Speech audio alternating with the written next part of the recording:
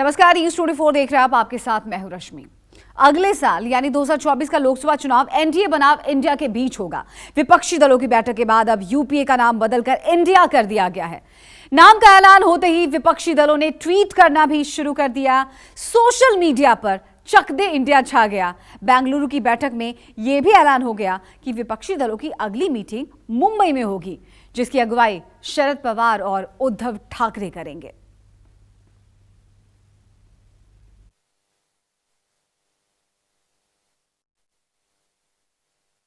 विपक्षी गठबंधन ने नाम ढूंढ ही लिया। 2024 में एनडीए से लड़ेगा इंडिया। बेंगलुरु में 26 पार्टियों के मंथन से अमृत निकला। राहुल गांधी ने भी ली अंगड़ाई। बोले पीएम मोदी से होगी भारत के विचार की लड़ाई। बीजेपी की विचारधारा उनकी सोच के खिलाफ है। वो देश पर आक्रमण कर रहे हैं, बेरोजगारी फैल रही है, देश का पूरा धन चुने हुए लोगों के हाथ में जा रहा है। मीडिया से मुखातिब राहुल ने हुकूमत पर इल्जाम लगाया। बोले सरकार ने देश की आवाज को दबाया। जब हम डिस्कशन कर रहे थे, हमने अपने आप से सवाल पूछा, लड़ाई किसके बीच में है? ये लड़ाई ऑपोजिशन और बीजेपी के बीच में लड़ाई नहीं है। देश की आवाज को दबाया और कुचला जा रहा है। लड़ाई एनडीए और इंडिया के बीच में है, नरेंद्र मोदी जी और इंडिया के बीच में है, उनकी विचारधारा और इंडिया के बीच में है। 2024 में बीजेपी को चुनौती देने की खातिर बेंगलुरु में 26 दलों के दिग्गजों के जमावड़े में यूं तो कई मुद्दों पर चर्चा हुई, लेकिन प्रेस कॉन्फ्रेंस की शुरुआत में कांग्रेस अध्यक्ष मल्लिकार्जुन खड़गे ने गठबंधन के नाम का ऐलान किया। एनडीए से लड़ने के नाम पर जमा हुए विपक्षी दलों ने अपने गठबंधन का नाम इंडिया रख लिया। पहले खड़गे ने इसकी बारीकियां समझाई, फिर ममता बनर्जी ने अपनी ख्वाहिश बता दी। एनडीए के खिलाफ इंडिया की जीत की मुनादी भी कर दी। With all 26 parties, a new name is given, that is Indian National Developmental Inclusive Alliance. 11-member coordination committee will be set up.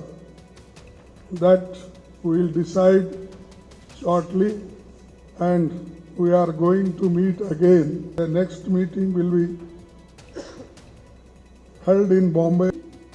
देश में जो जिंदगी खतरा में है, चाहे दलित हो, चाहे माइनॉरिटी हो, चाहे हिंदू हो, चाहे मुस्लिम हो, चाहे सिख हो, चाहे ईसाई हो, हम लोगों ने आज सब मिलके एक रियल चैलेंज लिया है।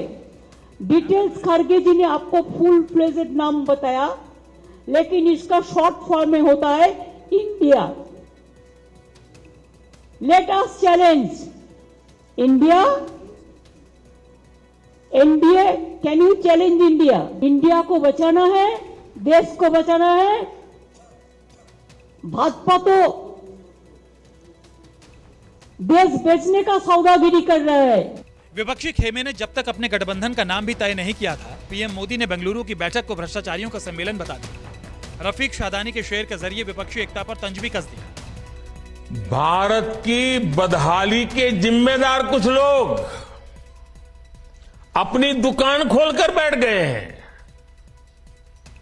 इन्हें देखकर मुझे एक कविता की कुछ पंक्तियां याद आती हैं। एक कवि महाशय ने अवधी में लिखा था, ये अवधी भाषा में लिखी गई कविता है। गायित कुछ है, हाल कुछ है, लेबिल कुछ है, माल कुछ है। 24 के लिए 26 होने वाले राजनीतिक दलों पर यह बड़ा फिट बैठता है। इनकी दुकान पर 2 चीजों की गारंटी मिलती है। एक तो ये अपनी दुकान पर जातिवाद का जहर बेचते हैं और दूसरा ये लोग असीमित भ्रष्टाचार करते हैं। बेशक बेंगलुरु में विपक्षी दलों की बैठक से चंद दिन पहले तक ढेरों अगर मगर थे, लेकिन केंद्र सरकार के अध्यादेश के खिलाफ कांग्रेस ने जैसे ही आम आदमी पार्टी के समर्थन का ऐलान किया, केजरीवाल की शिकायतें दूर हो गई। खड़गे ने विपक्ष की अगली बैठक की जगह बता दी तो मीडिया से मुखातिब केजरीवाल ने मोदी सरकार के खिलाफ आरोपों की झड़ी लगा दी। उद्धव ने भी मौजूदा हुकूमत को तानाशाह करार दे दिया। 9 सालों में उन्होंने एक भी सेक्टर ऐसा नहीं है जिसमें हम कह सकें कि तरक्की हुई है। हर सेक्टर को बर्बाद करने में उन्होंने कोई कसर नहीं छोड़ी। इन्होंने इकोनॉमी बर्बाद कर दी, इन्होंने रेलवे बर्बाद कर दी, सारे एयरपोर्ट बेच दिए, इन्होंने जहाज बेच दिए, आसमान बेच दिया, धरती बेच दी, पाताल बेच दिया, सब कुछ इन्होंने अपने लोगों को बेच दिया, कोई कसर नहीं छोड़ी। आज ये 26 पार्टियां हम सब लोग अपने लिए एकत्रित नहीं हुए।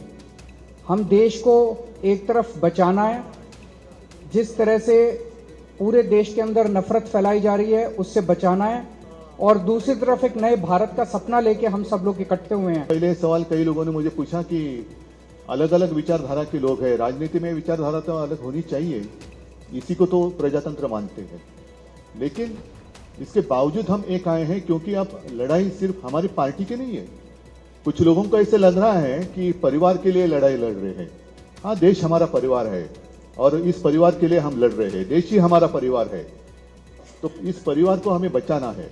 और लड़ाई हमारी एक पार्टी के खिलाफ या एक व्यक्ति के खिलाफ नहीं है, लड़ाई हमारी नीति के खिलाफ है, तानाशाही के खिलाफ है। और जैसे एक जमाने में आज़ादी की लड़ाई हुई थी, तो अब आज़ादी खतरे में आई है। तो इस आज़ादी के लिए हम सब इकट्ठा आए हैं और पक्का भरोसा है कि हम कामयाब रहेंगे। इंडिया वर्सेस एनडीए, ये तो बहुत ही पता नहीं कैसा ये अजीब सा नाम उन्होंने सोचा है। एनडीए ने ही इंडिया की बेहतरी के लिए पिछले 9 वर्षों में काम किया है और हमने सिर्फ कहा नहीं बल्कि करके दिखाया है। आज आप देखिए देश भर में जिस स्केल से, जिस मैग्नीट्यूड पर काम हुआ है, करोड़ों गरीबों को उनके सर पे छत मिलना, उनको पक्का मकान मिलना, बिजली के कनेक्शन मिलना, हेल्थ इंश्योरेंस मिलना, शौचालय बनाकर देना, बैंकों में खाता खोलना, तो हमारे लिए इंडिया की सेवा करना यही हमारी सरकार की मंशा रही। आपने नाम देश का रख लिया, इसीलिए मैंने कहा कि इसमें बहुत से साथी कांग्रेस की इस चतुराई के चक्रव्यूह को समझ ही नहीं पाए होंगे और फंस गए उसमें। अभी बाद में जब समझेंगे तो सोचेंगे ये क्या कर दिया हमने, क्योंकि ये तो कांग्रेस का इतिहास रहा है कि इंडिया इज इंदिरा, कांग्रेस की हिस्ट्री रही है कि कांग्रेस इज कंट्री, तो उस चक्कर में ये बुरी तरह से फंस गए। मुंबई में विपक्षी दलों की अगली बैठक का ऐलान होते ही मीडिया ने यह भी सवाल उछाल दिया कि विपक्ष टूट फूट के खतरों से कैसे निपटेगी, शरद पवार की पार्टी का क्या होगा। लेकिन खड़गे ने स्पष्ट कर दिया कि विधायकों के आने जाने से कोई फर्क नहीं पड़ता, जिसने सच्चाई की राह पकड़ ली वो सत्ता से नहीं डरता। MLA might have gone and come, may come, that is not important, but a creator is here. Bengaluru की बैठक से इतना तो तय हो गया कि विपक्षी दल एनसीपी में उथल पुथल से जूझ रहे शरद पवार के साथ चट्टान की तरह खड़ी रहेगी। लेकिन सवाल है कि क्या विपक्षी दलों के समर्थन से पवार साहब की खोई सियासी जमीन वापस मिल जाएगी? क्या भविष्य में विपक्षी पार्टियां ऐसे हालात से निपट पाएंगी? प्रशांत गुप्ता, बेंगलुरु, न्यूज़ 24।